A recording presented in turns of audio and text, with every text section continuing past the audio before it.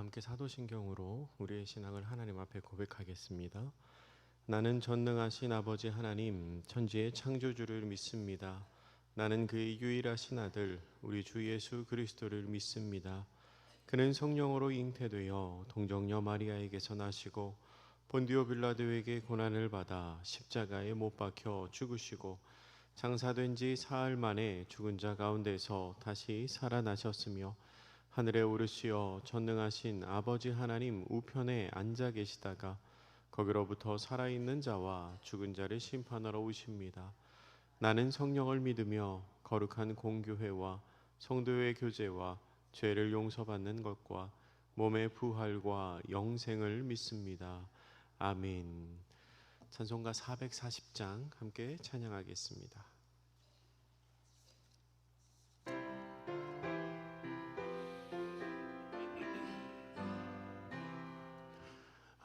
어디든지 예수 나를 이끌면 어디든지 예수 함께 가려네.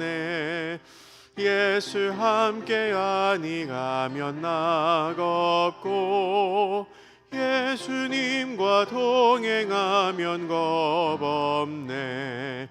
어디를 가든지 겁낼 것 없네. 어디든지 예수 함께 가려네. 세상 친구 모두 나를 떠나도 주와 동행하면 외로움 없겠네. 가는 길이 위태하고 험해도 어디든지 예수 함께 가려네. 어디를 가든지 겁낼 것 없네. 어디든지 예수 함께 가려네. 어두운 그늘 나를 애워싸일 때에 주가 함께 계심 믿고 자려네. 죽은 후에 천국에서 깨어나 예수와 함께 길이 살리라. 어디를 가든지 겁낼 것 없네. 어디든지 예수와 함께 가려네. 아멘. 기도하시겠습니다. 사랑과 은혜가 충만하신 하나님, 참 감사합니다. 오늘 하루도 하나님의 은혜로 시작하게 하여 주시고 우리 예수님과 동행하며 살아가는 한 날 되게 하시니 감사합니다. 하루의 가장 첫 시간에 저희가 주님 앞에 나왔습니다. 마음과 뜻과 힘을 다하여 주님을 바라보며 예배하오니 이 예배를 기뻐 받아 주시옵소서. 허락하시는 말씀을 통하여 우리를 향하신 하나님의 마음을 알게 하여 주시고 기도를 통하여 우리의 마음을 주 앞에 올려드리는 귀하고 복된 시간 되게 하여 주시옵소서. 주께서 이미 우리와 함께 계심을 믿습니다. 주님, 우리의 예배를 기뻐 받으시고 은혜 허락하여 주시옵소서.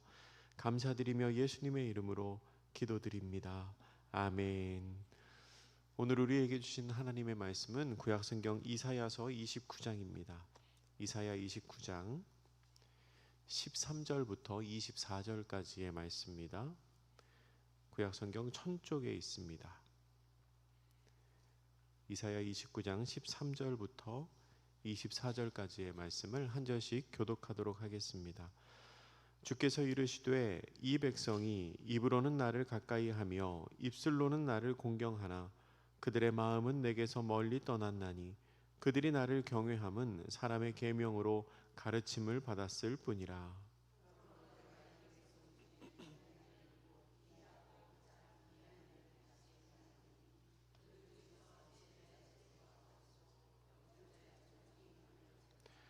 자기의 계획을 여호와께 깊이 숨기려 하는 자들은 화 있을진저 그들의 일을 어두운 데에서 행하며 이르기를 누가 우리를 보랴 누가 우리를 알랴 하니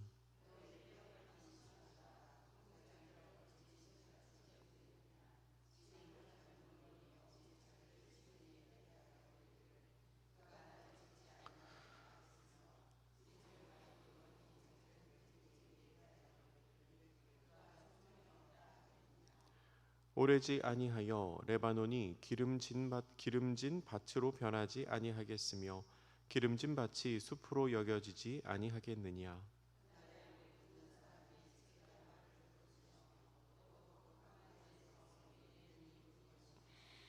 겸손한 자에게 여호와로 말미암아 기쁨이 더하겠고 사람 중 가난한 자가 이스라엘의 거룩하신 이로 말미암아 즐거워하리니.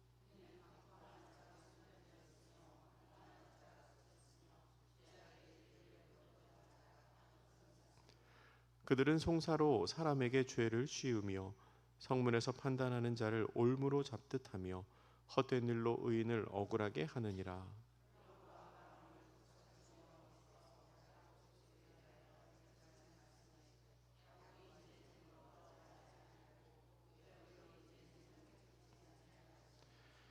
그의 자손은 내 손이 그 가운데에서 행한 것을 볼 때에 내 이름을 거룩하다 하며 야곱의 거룩한 일을 거룩하다 하며 이스라엘의 하나님을 경외할 것이며 원망하는 자들도 교훈을 받으리라 하셨느니라. 아멘. 이는 하나님의 말씀입니다. 이제 에바다 찬양대가 하나님을 찬양하겠습니다.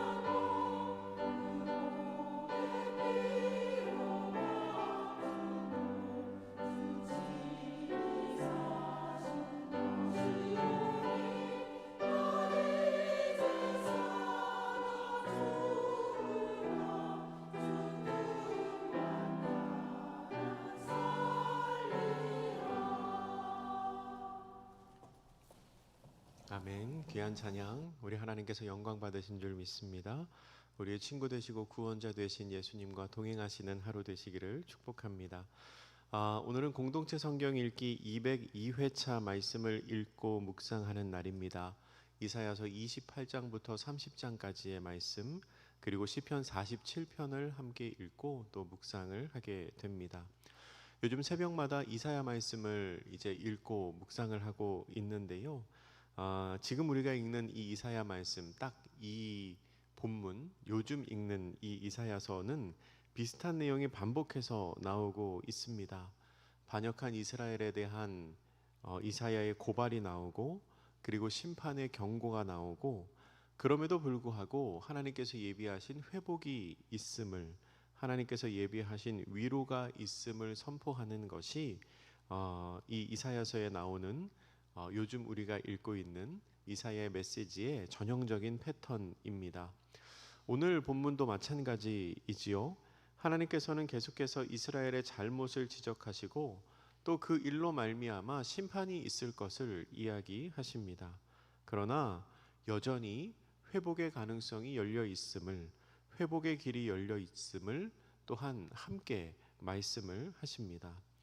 오늘 우리가 같이 읽은 본문은 아니지만 이사야서 29장 1절과 2절 말씀을 보면 이렇게 기록을 하고 있습니다.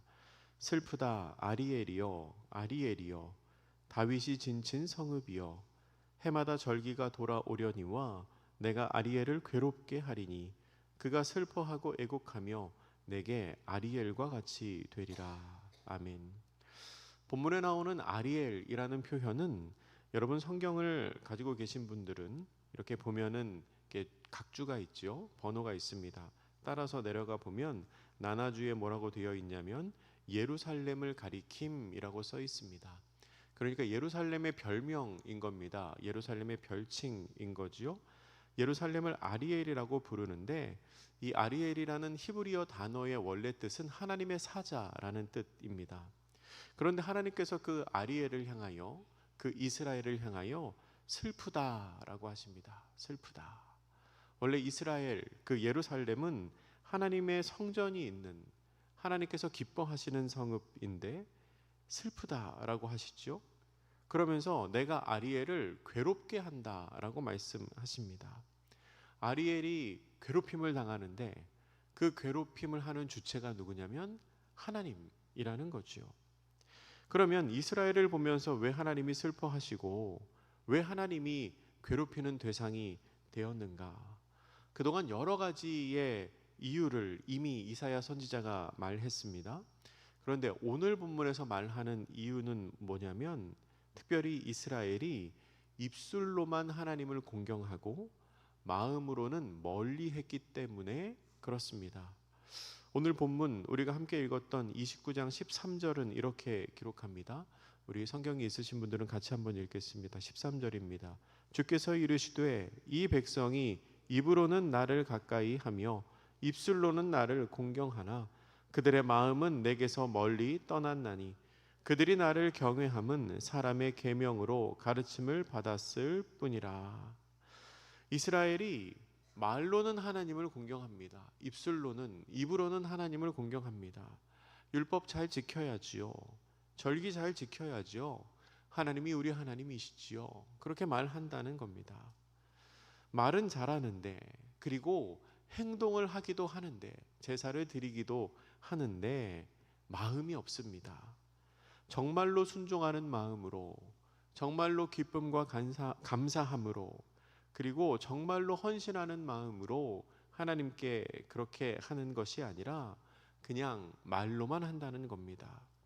그렇게 배웠기 때문에 그렇게 한다는 겁니다. 13절에서 이렇게 표현하죠.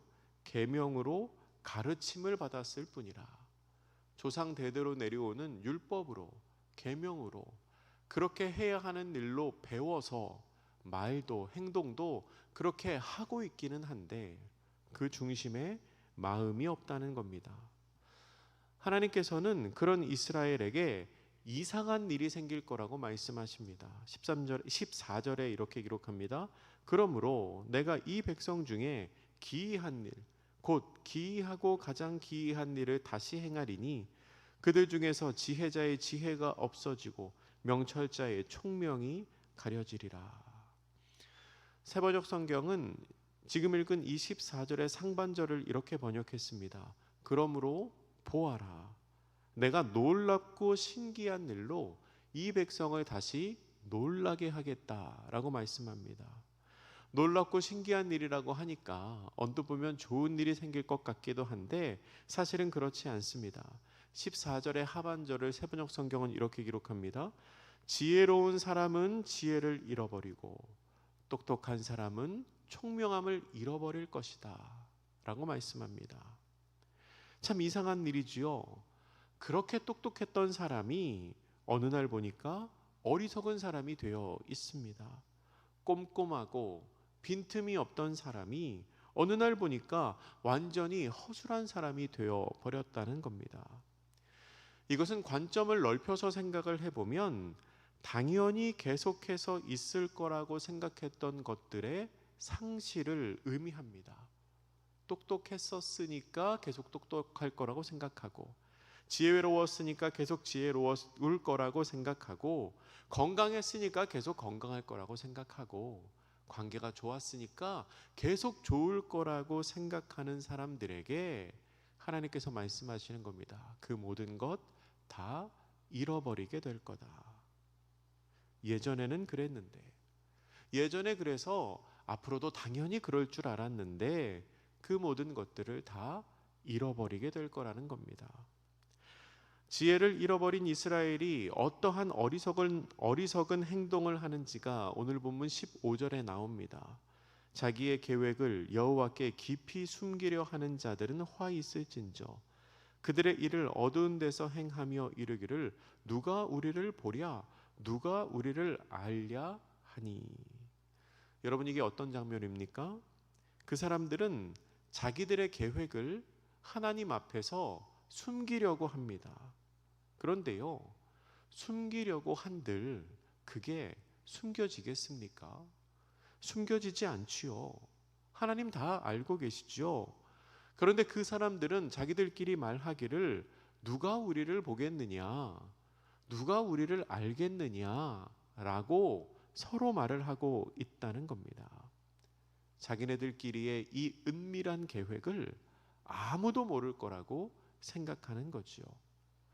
그게 너무나 어리석은 모습이라는 겁니다. 그 모습 자체가 너무나도 지혜를 잃어버린 모습이라는 겁니다. 하나님께서 전지전능하시고 무소부재하신 분임을 그 사람들이 몰랐을 리가 없습니다. 다 알고 있었죠. 그런데 지혜와 총명이 없어지니 그렇게 어리석은 행동을 하는 겁니다. 자기들이 하나님을 속일 수 있을 거라고 착각하는 거지요. 이것은 당시 시대의 상황을 비추어서 생각해 보면 애굽의 도움을 요청하러 가는 사람들을 향한 경고라고 말할 수 있습니다. 하나님께서는 이사야 선지자를 통하여 계속 말씀하시거든요. 애굽의 도움을 요청하러 가지 마라. 애굽에 가서 말 빌리지 마라. 근데 그때 당시에 이 이스라엘의 지도자들은 우리가 어떻게 하면 이 어려움을 타개할 수 있을까?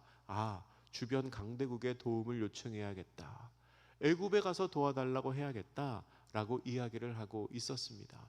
그렇게 논의를 하면서 자기들이 하는 논의를 하나님이 모를 거라고 생각을 했던 거죠. 그런 사람들에게 이사야 선지자가 경고하는 겁니다. 다 알고 계시다. 하나님 속이려고 하지 마라 라고 말하는 거죠.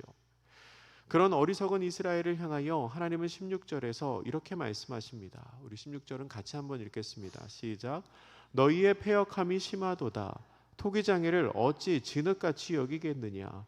지음을 받은 물건이 어찌 자기를 지은 이에게 대하여 이르기를 그가 나를 짓지 아니하였다 하겠으며 빚음을 받은 물건이 자기를 빚은 이에게 대하여 이르기를 그가 총명이 없다 하겠느냐. 아멘. 하나님께서는 토기장이의 비유를 말씀하십니다. 토기장이를 어찌 진흙과 같이 여기겠느냐라고 말씀하시지요. 내가 토기장이이고 너희들은 진흙인데 나는 창조주고 너희는 피조물인데 너희와 나의 차이가 하늘과 땅 차이인데 어떻게 같은 수준으로 생각을 하느냐는 겁니다. 지음을 받은 그릇이 그 그릇을 만든 사람에게 당신은 지혜가 없다라고 말할 수 없다는 거지요. 하지만 그렇게 패역한 이스라엘임에도 불구하고 하나님께서는 여전히 회복의 문을 닫고 계시지는 않습니다. 그들의 잘못된 행실을 고발하면서도 여전히 그들이 돌아올 길을 예비하고 계신 것이지요. 17절부터 21절까지의 말씀이 이스라엘을 향한 회복의 선포와 위로의 말씀입니다. 17절에서 21절까지의 내용을 보면 레바논이 기름진 땅으로 변하고 그 기름진 땅이 푸른 숲이 될 거라고 말씀하십니다. 또한 못 듣는 사람이 듣게 되고 맹인의 눈이 보게 될 거라고 말씀하십니다.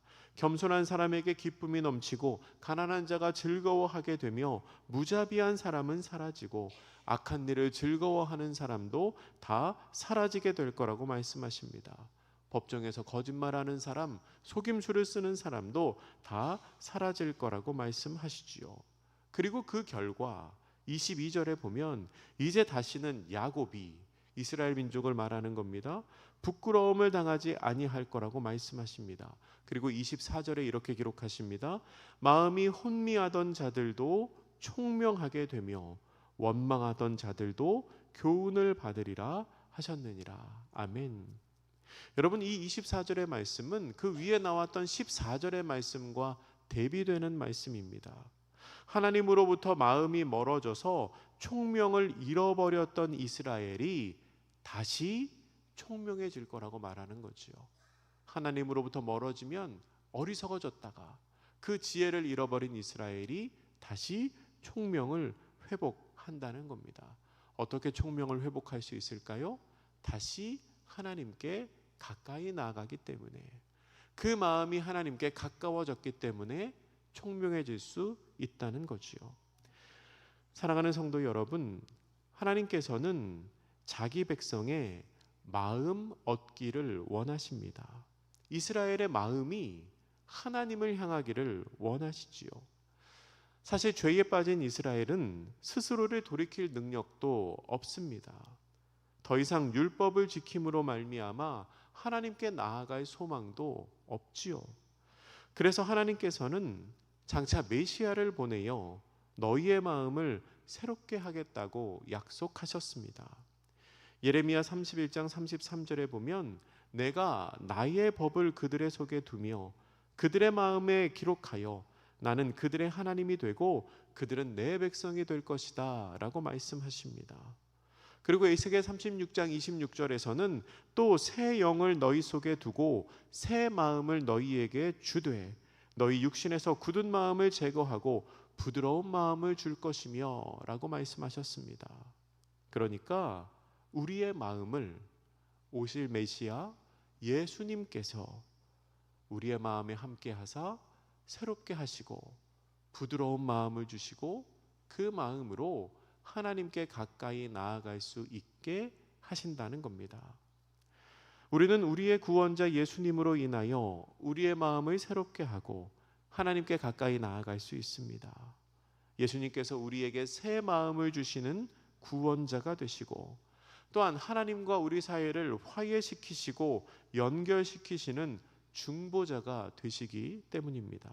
그렇기에 우리가 예수님을 사랑하는 것이 하나님과 가까워지는 가장 쉽고도 올바른 방법이 됩니다.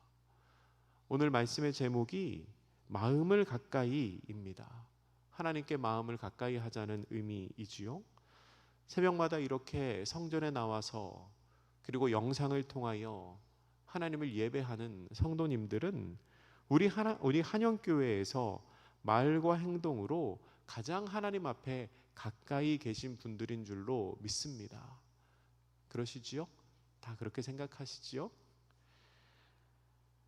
바라기는 말과 행동으로 하나님 앞에 가장 가까이 있는 우리가 마음으로도 하나님을 가장 가까이 하는 그런 하나님의 백성 되실 수 있기를 축복합니다. 야고보서 4장 8절은 이렇게 기록합니다. 하나님을 가까이 하라 그리하면 너희를 가까이 하시리라. 우리가 마음으로 하나님을 가까이 하면 하나님께서도 우리를 가까이 하실 것입니다. 하나님과 더욱 가까워지는 그 하나님과 늘 마음으로 동행하는 복된 성도님들 되시기를 주님의 이름으로 축복합니다. 함께 기도하실 텐데요. 기도하실 때에 내 마음이 지금 하나님과 가까이 있는지 한번 살펴보시기 바랍니다. 주님, 제가 새벽마다 주의 전에 나와서 예배하고 새벽마다 기도하는데 제 말처럼 제 행동처럼 제 마음이 하나님과 가까이 있습니까? 살펴보시기 바랍니다. 그리고 주님과 더욱 가까워지는 하루가 되게 하옵소서. 우리 함께 기도하겠습니다. 참 좋으신 하나님 감사합니다. 주께서 우리를 부르시어 예배하게 하시니 감사합니다. 주님, 우리가 입술과 행동으로만 주님께 가까이 나아가는 사람이 아니라 마음으로 주님과 더욱 가까워지는 사람들 되게 하여 주시옵소서. 우리의 마음이 주의 보좌에 상달되게 하여 주시고 하나님의 기쁨 되게 하여 주시고 주와 동행하는 은혜가 있게 하여 주시옵소서. 사랑의 하나님, 이스라엘은 입술로는 하나님을 공경하나 마음은 멀리 떠나 있었습니다. 우리는 그런 신앙인이 되지 않기를 구합니다. 말로만 혹은 행동으로만 하나님을 섬기는 것이 아니라 마음으로 주를 사랑하며 마음으로 주를 가까이 하며 그리하여 주님을 기쁘시게 하는 성도들 되게 하여 주시옵소서. 사랑과 능력이 많으신 하나님, 이 시간에도 우리가 많은 기도의 제목을 안고 주님 앞에 나아왔습니다. 주님의 손길이 필요한 성도들을 기억하여 주시사 위로하여 주시고 회복의 은혜를 허락하여 주시옵소서. 능력으로 역사하여 주시옵소서. 특별히 환우들을 기억하여 주시옵소서. 수술을 앞둔 성도들, 수술 후에 회복을 기다리는 성도들, 병원 검사를 하고 결과를 기다리는 성도들, 그 상하고 약한 마음을 주님께서 아시사 먼저 위로하여 주시고 연약한 육신이 깨끗하게 회복되는 은혜를 허락하여 주시옵소서. 환우들을 위해 기도하는 가족들을 주께서 기억하여 주시사 간절한 기도가 주 앞에 다 상달되게 하여 주시고 그 상실될 마음들이 주의 사랑으로 말미암아 위로를 경험하게 하여 주시옵소서. 관계의 문제, 자녀의 문제, 경제적인 문제, 주 앞에 나와 자신의 어려움을 토로하는 모든 성도들의 기도를 주께서 흠양하여 주시옵소서. 흩어져 있는 성도들을 기억하여 주시사 군대에 있는 자녀들, 타지에 있는 성도들 주여 함께하여 주시어서 어느 곳에 있든지 주께서 눈동자와 같이 보호하여 주시고 저들이 기도하는 모든 소원이 주 안에서 응답되게 하여 주시옵소서. 더운 날씨에 어르신들의 건강을 지켜주시고 특별히 그 마음이 외롭지 않도록 주께서 붙들어 주시옵소서. 비가 많이 왔습니다. 비 때문에 피해를 입은 사람들, 그 피해가 속히 회복될 수 있게 하여 주시고 주께서 긍휼히 여겨주시며 혹여 우리 성도들 가정 중에 어려움을 겪는 가정이 없도록 주님께서 은혜로 붙들어 주시옵소서. 감사드리며 예수님의 이름으로 기도드립니다. 아멘. 하늘에 계신 우리 아버지, 아버지의 이름을 거룩하게 하시며 아버지의 나라가 오게 하시며 아버지의 뜻이 하늘에서와 같이 땅에서도 이루어지게 하소서. 오늘 우리에게 일용할 양식을 주시고 우리가 우리에게 잘못한 사람을 용서하여 준 것 같이 우리 죄를 용서하여 주시고 우리를 시험에 빠지지 않게 하시고 악에서 구하소서. 나라와 권능과 영광이 영원히 아버지의 것입니다. 아멘.